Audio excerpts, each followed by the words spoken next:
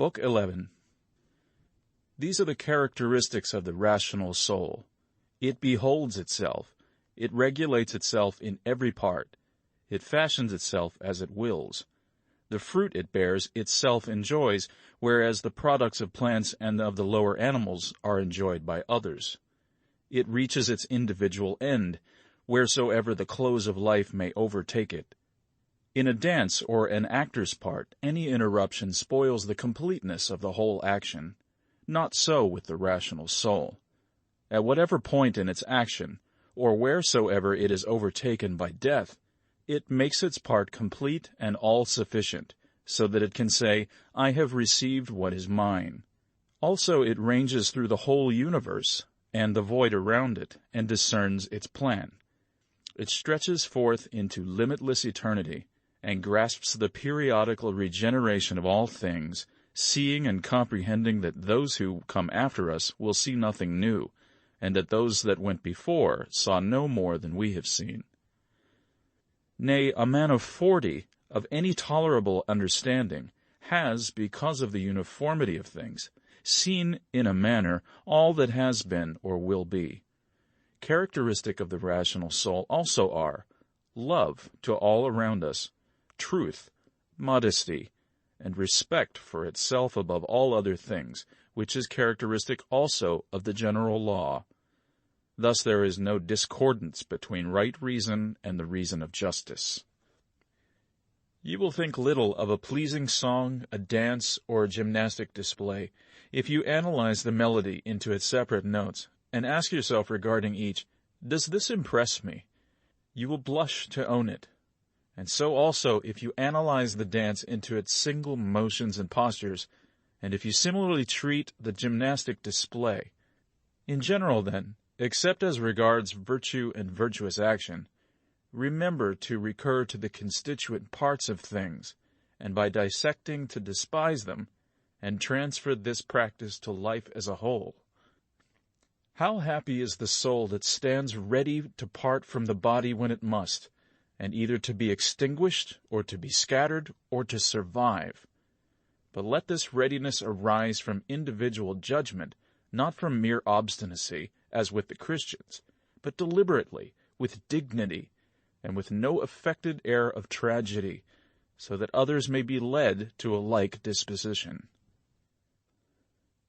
Have I done anything for the common good? Is not this itself my advantage? Let this thought ever be with you, and desist not. What is your art? Well-doing. And how else can this come from sound general principles regarding nature as a whole, and the constitution of man in particular? First of all, tragedy was introduced to remind us that certain events happen, and are fated to happen as they do, and to teach us that what entertains us on the stage should not grieve us on the greater stage of the world. You see that such things must be accomplished, and that even they bore them who cried aloud, "O Citharon!" Our dramatic poets have said some excellent things, especially the following: "Me and my children, if the gods neglect, it is for some good reason." And again, "Vain is all anger at external things," and "To reap our life like ears of ripened corn," and the like. And after tragedy came the old comedy, using a schoolmaster's freedom of speech, and employing plain language with great profit to inculcate the duty of humility. To this end Diogenes used a method much the same. Next consider the nature of the middle comedy, and lastly for what purpose the new was introduced, which gradually degenerated into the mere ingenuity of artificial mimicry. It is well known that some useful things were said by the new comic writers, but what useful end had they in view in all their accumulated poetry and playmaking? How manifest it is that no other course of life was more adapted to the practice of philosophy than that which is now yours. A branch cut off from its adjacent branch must necessarily be severed from the whole tree. Even so, a man, parted from any fellow man, has fallen away from the whole social community. Now a branch is cut off by the same external agency, but a man by his own action separates himself from his neighbor. By hatred and aversion, unaware that he has thus torn himself away from the universal polity. Yet there is always given us the good gift of Zeus, who founded the great community, whereby it is in our power to be re-engrafted on our kind, and to become once more natural parts completing the whole. Yet the frequent happening of such separations makes the reunion and restoration of the separated member more and more difficult. And in general, a branch which has grown from the first upon a tree and remained a living part of it is not like one which has been cut and re-engrafted. As the gardeners would say, they are of the same growth, but of different persuasion. As those who oppose you in the path of right reason have no power to divert you from sane action, so let them not turn you away from amenity toward themselves. Be watchful alike to persist in stable judgment and action, and in meekness toward those who would hinder or otherwise molest you. It is equally weak to grow angry with them or to desist from action and submit to defeat. Both are equally deserters, he who runs away and he who refuses to stand by friend and kinsman. Nature cannot be inferior to art. The arts are but imitations of nature. If this be so, that nature, which is the most perfect and comprehensive of all, cannot be inferior to the best artistic skill. Now all arts use inferior material for higher purposes. So also then does universal nature. Hence the origin of justice, from which again the other virtues spring. Justice cannot be preserved if we are solicitous about things indifferent, if we are easily deceived, rash, and changeable. If those things, the pursuit and avoidance of which trouble you, come not to you, but as it happens you go to them, then let your judgment be at peace concerning them. They will remain motionless, and you will no more be seen pursuing or avoiding them. The sphere of the soul attains to perfect shape when it neither expands to what is without, nor contracts upon what is within, neither wrinkles nor collapses, but shines with a radiance whereby it discerns the truth of all beings, both without itself and within. Does any man condemn me? Let him look to that, and let me look to it that I be found doing or saying nothing worthy of his contempt. Does anyone hate me? That is his affair. I shall be kind and good-natured to everyone, and ready to shew his mistake to him that hates me, not in order to upbraid him or to make a show of my patience, but from genuine goodness, like Phocion, if he indeed was sincere. Your inward character should be such that the gods may see you neither angry nor repining at anything. What evil is it for you now to act according to your nature, and to accept now what is seasonable to the nature of the universe? You, a man appointed to do some service for the common good.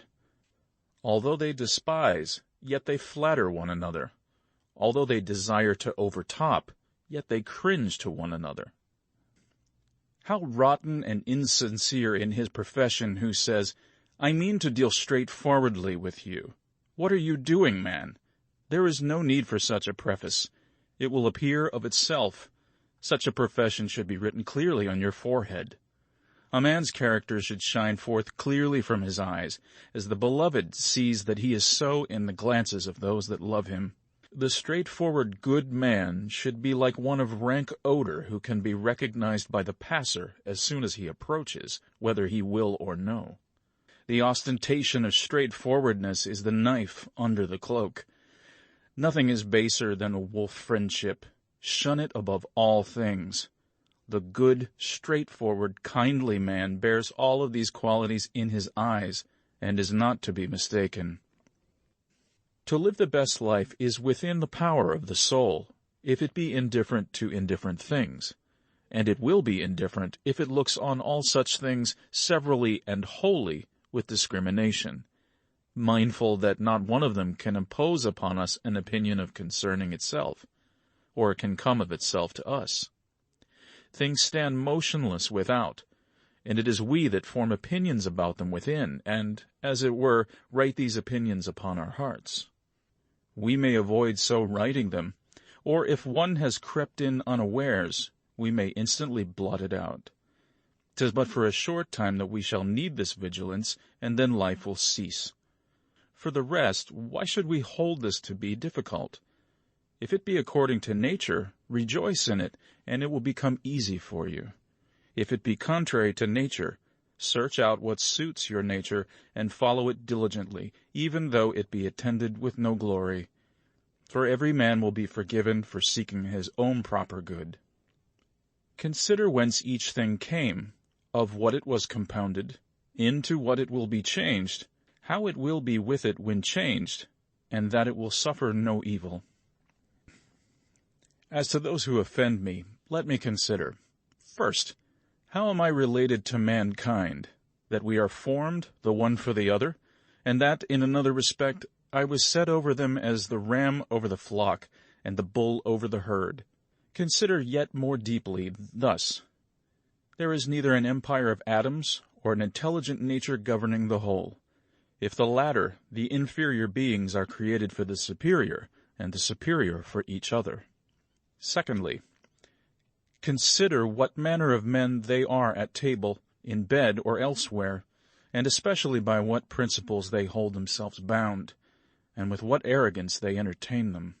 Thirdly, if they act rightly, we ought not to take it amiss, and if not rightly, manifestly they do so without intention and in ignorance. For no soul is willingly deprived of truth, or of the faculty of treating every man as he deserves. Accordingly, men are grieved to be called unjust, ungrateful, greedy, and, in short, sinners against their neighbors. Fourthly, you yourself do often sin, and are no better than another. And if you abstain from certain sins, still you have the disposition to commit them, even if through cowardice, fear of your character, or other meanness, you hold back. Fifthly, you cannot even be perfectly sure that wrong has been done, for many things admit of justification. And generally speaking, a man must have learned much before he can pronounce surely upon the conduct of others.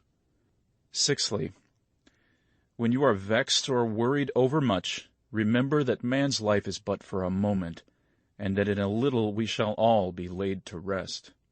Seventhly, it is not the acts of others that disturb us. Their actions reside in their own souls. Our own opinions alone disturb us. Away with them, then. Will that you entertain no thought of calamity befallen you, and the anger is gone. But how remove them? By reasoning that there is no dishonor.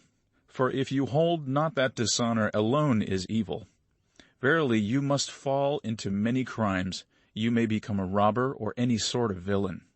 Eighthly, how much worse evils we suffer from anger and grief about certain things than from the things themselves about which these passions arise. Ninthly, meekness is invincible if it be genuine, without simper or hypocrisy. For what can the most insolent man do to you, if you persist in civility towards him? And if occasion offers, admonish him gently and deliberately. Shew him the better way at the very moment that he is endeavoring to harm you. Nay, my son, we were born for something better. No hurt can come to me. It is yourself you hurt, my son. And point out to him delicately, and as a general principle, how the matter stands, that bees and other gregarious animals do not act like him. But this must be done without irony or reproach, rather with loving kindness and no bitterness of spirit, not as though you were reading him a lesson or seeking admiration from any bystander, but as if you designed your remarks for him alone, though others may be present. Remember these 9 precepts as gifts received from the Muses, and begin now to be human for the rest of your life. Beware equally of being angry with men and of flattering them. Both are unsocial and lead to mischief.